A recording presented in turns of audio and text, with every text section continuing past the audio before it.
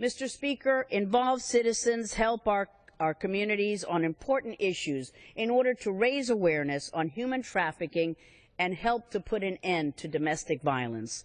Domestic violence and human trafficking are widespread human rights violations that continue to plague our world, cutting across racial lines, ethnic lines, geographic borders. As a wife, mother, grandmother, and a female member of Congress, I realize the profound responsibility that I have to work together with my congressional colleagues to pass legislation in a bipartisan manner that would speak to the very heart of each and every woman.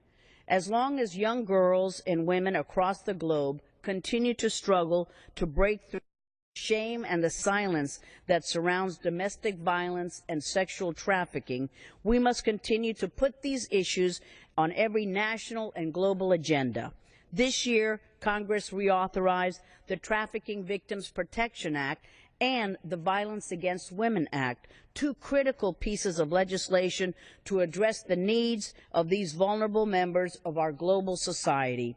I recently co-sponsored two important resolutions to raise awareness on the need to protect women from the horrible attacks that they face. I will soon introduce legislation to amend current U.S. law that unintentionally facilitates domestic violence by forcing the return of a child in international child abduction cases despite a recognized risk to the child or the parent.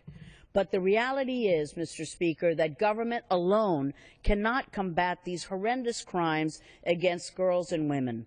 We need your help. As a community, we have the obligation to fight these crimes and protect girls and women from domestic violence and human trafficking. Awareness is key in stopping these human rights abuses. These crimes are on the rise, but together we can make a difference. We must make a difference. Be the difference today in your community.